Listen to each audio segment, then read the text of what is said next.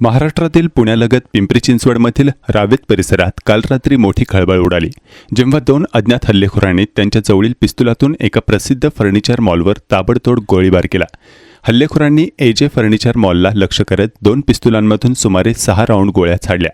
या घटनेनंतर स्थानिक नागरिक आणि व्यापाऱ्यांमध्ये भीतीचे वातावरण निर्माण झाले आहे। पिंपरी चिंचवडचे डीसीपी गणेश इंगळे यांनी घटनेची पुष्टी करत सांगितले की रात्री सुमारे 9:20 सुमारास दोन अज्ञात व्यक्ती दुचाकीवरून आले होते। त्यांनी मॉलच्या नेमप्लेट आणि काचेवर लक्ष साधून गोळीबार केला आणि त्यानंतर घटनास्थळावरून फरार झाले। डीसीपी गणेश इंगळे यांनी मीडियाला दिलेल्या माहितीनुसार गोळीबाराची माहिती मिळताच क्राईम ब्रांच आणि झोन 2चे वरिष्ठ अधिकारी तसेच मोठा पोलीस बंदोबस्त घटनास्थळी दाखल झाला। प्राथमिक तपासात 5 ते 6 राऊंड गोळीबार झाल्याचे समोर आले आहे।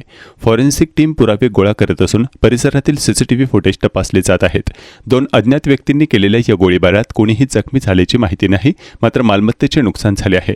पोलिसांनी गुन्हा दाखल करण्याची प्रक्रिया सुरू केली असून हल्लेखोरांचा शोध घेण्यासाठी पथके रवाना करण्यात आली आहेत।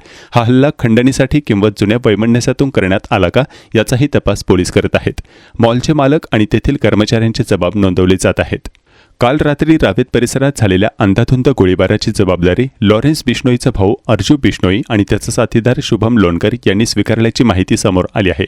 या संदर्भात एक कथित व्हिडिओ मेसेज समोर आला असून त्यामध्ये हा हल्ला गुर्ग्यांकडून करण्यात आल्याची कबुली अर्जू देताना ऐकू येत आहे। यासोबतच अर्जू बिश्नोई आणि शुभम लोणकर यांच्या नावाने एक कथित पोस्टही सोशल मीडियावर व्हायरल करण्यात आली आहे, ज्यामध्ये त्यांनी ही घटना घडवून आणल्याची कबुली दिली आहे।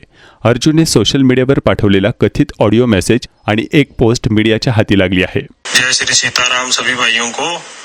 मैं लॉरेंस बिश्नोई का छोटा भाई अर्जू बिश्नोई, ये जो पुणे में अशोक नयन एमडी तस्कर एजे फर्नीचर के मॉल पे फायरिंग हुई है, इसकी जिम्मेवारी हम लॉरेंस बिश्नोई ग्रुप लेते हैं। जो हमारे ग्रुप के खिलाफ है उनसे जल्द मुलाकात होगी। जय श्री सीताराम।